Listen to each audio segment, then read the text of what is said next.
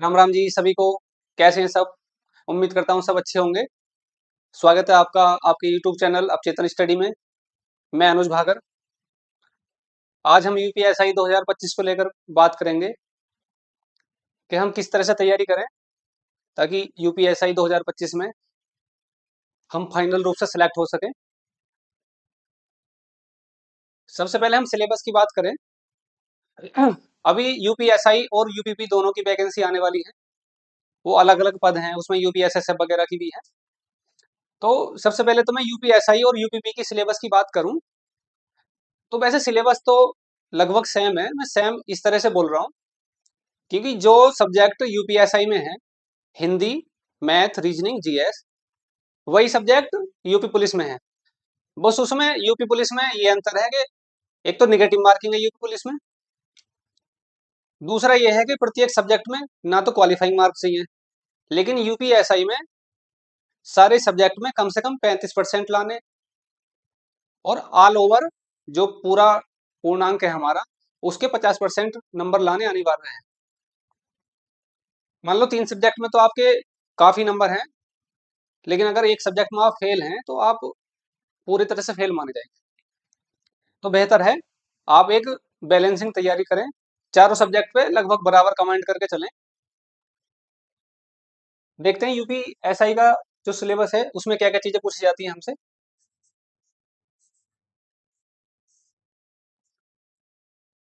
40,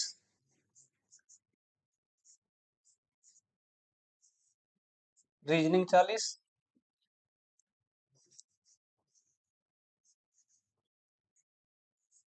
math 40 और GS.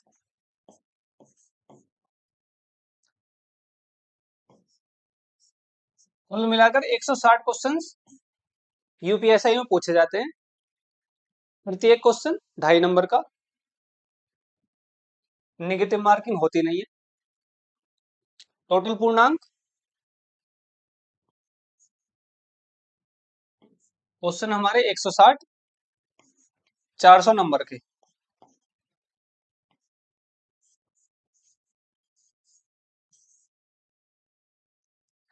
Total 400 number का paper है, 4 सब्जेक्ट हैं, 160 क्वेश्चन आते हैं, प्रत्येक क्वेश्चन 2.5 नंबर का है।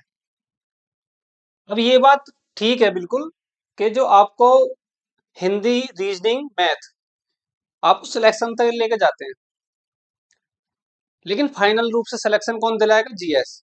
क्योंकि आज जो ज्यादातर बच्चे तैयारी कर रहे हैं उसमें मैथ, रीजनिंग, हिंदी ज्यादातर लोग कर ही लेते हैं, लेकिन समस्या कहाँ आती है ज्यादातर कि इन 3 सब्जेक्ट में उनके नंबर सही हैं, लेकिन जीएस में वो क्वालिफाई नहीं कर पाए।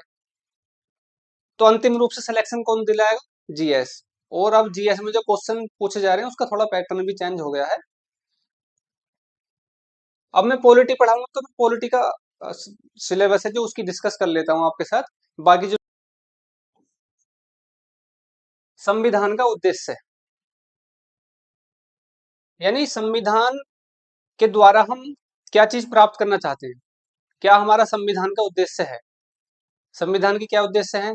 समानता, स्वतंत्रता, एकता, बंधुता, राष्ट्र की एकता, अखंडता, यानी ये सारी चीजें एक उद्देश्य है हमारे भारतीय संविधान का कि क्या चीज हमको अचीव करनी है संविधान लागू करके। तो ये सारी चीजें संविधान का उद्देश्य के अंतर्गत देखेंगे। अगला टॉपिक है मौलिक अधिकार, फंडामेंटल राइट, आर्टिकल 12 से 35। काफी इंटरेस्टिंग पार्ट है ये, और यहाँ से अच्छे क्वेश्चन पूछे जाते हैं। अगला है नीति निर्देशक तत्व, DPSP, directive principle of state policy. यानी जब सरकार अपनी नीति लागू करेगी तो उसके लिए एक स्ट्रक्चर, क्या स्ट्रक्चर होना चाहिए, ये चीज कौन डिसाइड करता है? डीपीएसपी। तो जैसे फंडामेंटल राइट है, अगर सरकार उनका उल्लंघन करती है या कोई भी व्यक्ति किसी दूसरे व्यक्ति का फंडामेंटल राइट का हनन करता है, तो वह व्यक्ति सीधे हाई कोर्ट या सुप्रीम कोर्ट जा सकता है।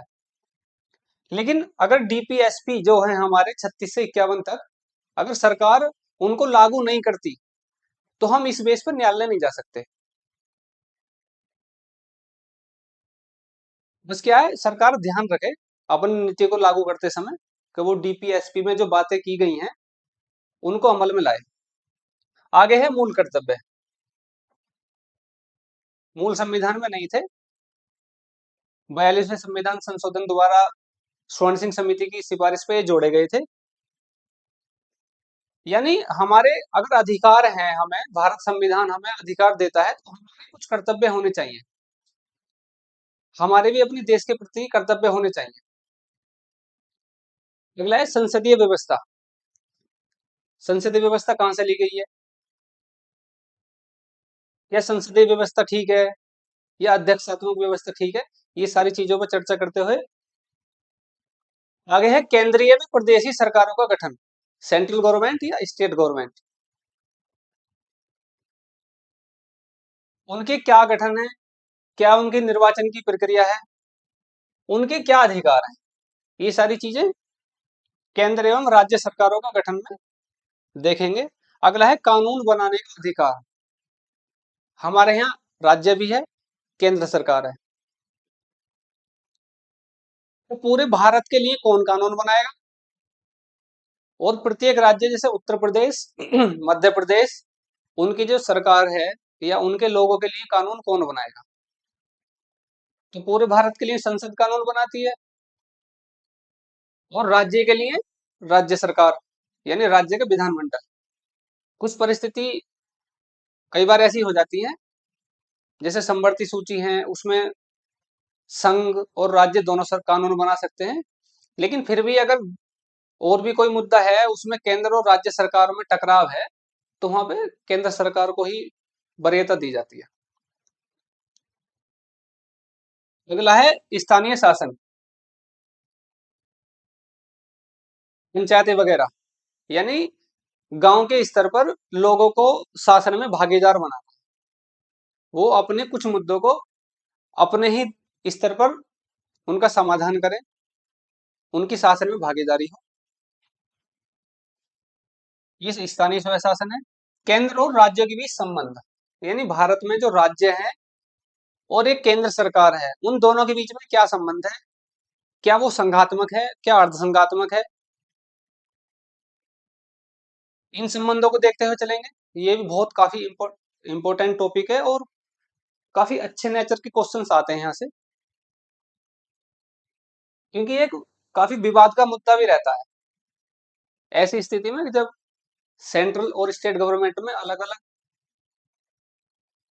पार्टी की सरकार होती है, तो काफी मतभेद एक दूसरे के बीच में उत्पन्न होते हैं। तो ऐसी स्थिति में काफी रोचक और इम्पोर्टेंट टॉपिक हो जाता है। आगे है निर्वाचन, इलेक्शन कमीशन और अन्य महत्वपूर्ण जानकारी में संवैधानिक अनुसूचियां, जो संविधान की अनुसूचियां हैं 12, अखिल भारतीय सेवाएं और उनके चयन पद्धति आदि के विषय में सामान्य जानकारी। अखिल भारतीय सेवाएं जो सेंट्रल लेवल की हैं, जैसे UPSC, union public service commission, तो ये हमारे यूपीएसआई का सिलेबस है पॉलिटी का, हमने इस पर डिस्कस किया है, तो हमें क्लियर हो गया कि ये टॉपिक आते हैं। थोड़ा कुछ टॉपिक हो सकता है हमको सिलेबस के अलावा भी पढ़ने पड़ जाए, क्योंकि कुछ चीजें एक दूसरे पर टिकी होती हैं, भले ही वो सिलेबस में ना हो, लेकिन थोड़ा सा पृष्ठभूमि के लिए वो समझाना जरूरी हो जाता है थोड़ा। ये हमने पॉलिटी का सिलेबस देख लिया। अब हम चर्चा करते हैं कि पढ़ने का हमारा तरीका क्या हो, ताकि हम अंतिम रूप से चयनित हो पाए।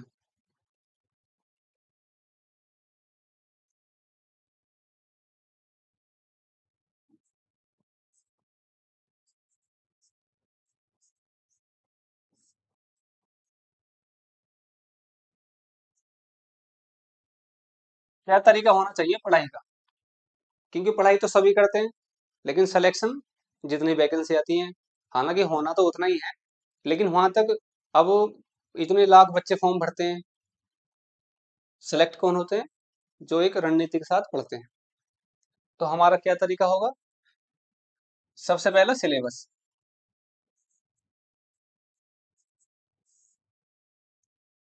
सबसे बेसिक बात है, हम किसी भी एग्जाम की तैयारी कर रहे हैं, सबसे पहले हमें उसका सिलेबस पता होना चाहिए। अब ना तो सिलेबस पता, ना ये पता कि क्वेश्चन कैसे आते हैं, और हम पढ़ने लग जाएं, तो पढ़ते रहो, क्या मतलब है ऐसी पढ़ाई का, जब पढ़ाई का हमारे आउटपुट ही ना निकले कुछ, तो वो तो कोई मतलब ही नहीं है उसका। तो सिलेबस आपकी स्टडी टेबल पे होना चाहिए, ये बिल्कुल ही बेसिक पॉइंट है। दूसरा, PYQ, previous year question paper. इसका क्या फायदा है, अब मान के चलो कि आप पहली बार यूपीएसआई के एग्जाम में बैठ रहे हो, और ना ही आपने पीवाईक्यू देखे, तो आपको क्या पता चलेगा कैसे क्वेश्चन आ रहे हैं, या जो टीचर आपको पढ़ा रहा है, या मैं पॉलिटी आपको पढ़ा रहा हूँ, तो आप कैसे डिसाइड कर पाओगे कि भाई ये क्वेश्चन हमारे एग्जाम में आएंगे, एग्जाम के लेवल है। तो जब सिलेबस ही नहीं पता होगा, ना पीवाईक्यू का पता कि क्या लेवल है, तो हम इधर उधर भटकने के चांस पूरे हैं हमारे। तो सबसे बेस्ट है, आप पिछले 10-15 सालों का पीवाईक्यू का अध्ययन करें। हालांकि हम लोग, जो हमारी पूरी टीम है जो पढ़ाएगी आपको, वो पूरे एनालिसिस के साथ ही पढ़ाएगी। पिछले 15-20 सालों के जो क्वेश्चन हैं, उनका अच्छे से विश्लेषण करके क्या जरूरत है आपके एग्जाम की, उसके हिसाब से ही सारी टीम पढ़ाएगी। तीसरा, स्मार्ट स्टडी।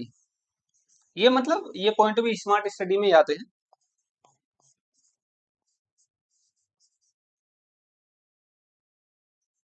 अगला है रिवीजन।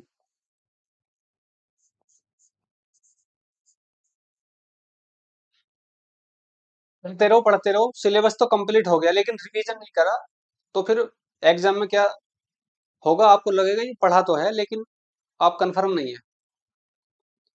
तो बिल्कुल आप कंफर्म, यानी कंफर्मेशन के लिए क्या, रिवीजन करना पड़ेगा आपको।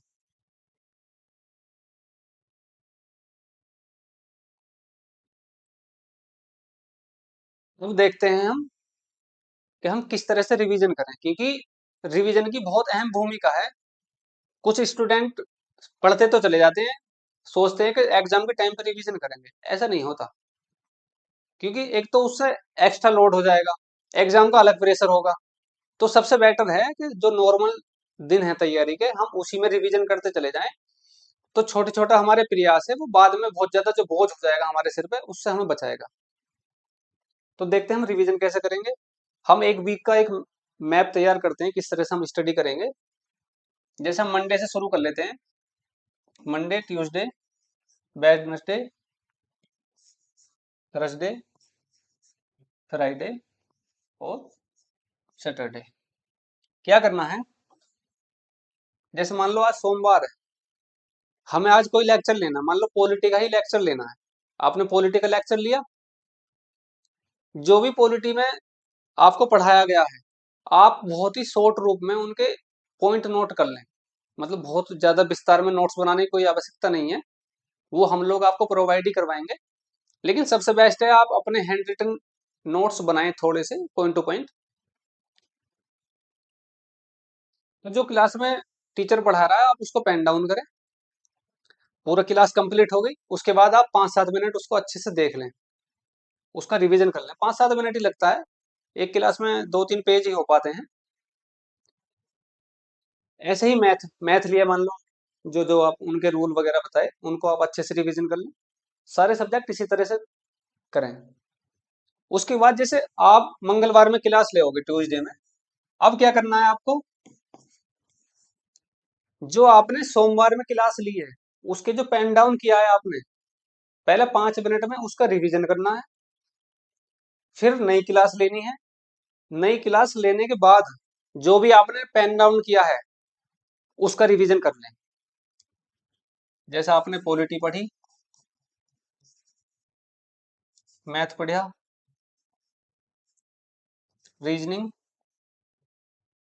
और जीएस, यानी इनकी क्लास ली आपने, तो सबके नोट्स बनाए, जैसा आप पॉइंट टू पॉइंट, मतलब जो भी आप लिखते हो क्लास में, नोट्स से मेरा मतलब ये है, तो वो आप उसका रिवीजन करें। फिर ऐसे ही बुधवार में आप अप्लाई करें, यानी जो मंगलवार में आपने क्लास ली है, उसका भी आपने जो भी नोट डाउन किया है, 5-5 मिनट में उसका रिवीजन करें। उसके बाद नई क्लास लें, जो नई क्लास लेते हैं उसका फिर रिवीजन करें। तो ये रूल कैसे, सोमवार से शनिवार तक यही रूल फॉलो करना है। फिर संडे में हमें कोई भी नई क्लास नहीं लेनी। 6 दिन में हमने जो रिवीजन किया है, मतलब जो भी हमने पढ़ा है 6 दिन में, संडे में केवल उसका रिवीजन करना है। और संडे में थोड़ा सा खेलना कूदना, एंजॉयमेंट वगैरह देख लें आप, क्योंकि साथ के साथ अगर खाली पढ़ने में लगा तो थोड़ा बोरिंग फील भी हो जाएगा। और एक चीज और ध्यान रखना, कई बार क्या है, कुछ लोग खाली पढ़ाई पढ़ाई करते रहते हैं। जरूरी है आप लगभग 20, 25, 30 मिनट डेली बेसिस पे कुछ थोड़ा बहुत प्राणायाम एक्सरसाइज वगैरह करते रहें, ताकि हमारी बॉडी थोड़ी एक्टिव रहे। एक्टिव रहेगी तो हम अच्छे से पढ़ाई कर पाएंगे, क्योंकि जब शरीर मजबूत हो तो हम ज्यादा टाइम तक पढ़ाई कर सकते हैं।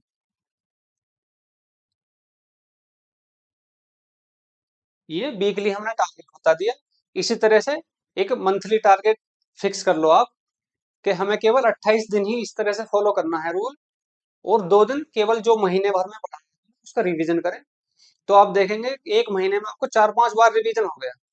और 1-2 बार रिवीजन जब आपका एग्जाम है तब हो जाएगा। तो आप एक इतनी अच्छी बेहतर स्थिति स्थिति में आ जाएंगे कि कोई नहीं रोक सकता सिलेक्शन से आपको।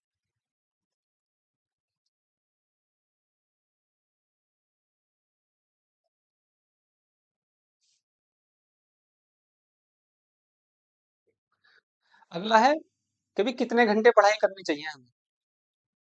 देखो, पढ़ाई का जो तरीका हमारा व्यवहारिक होना चाहिए, मानवीय तरीका होना चाहिए, क्योंकि हम लोग इंसान हैं, रोबोट नहीं है।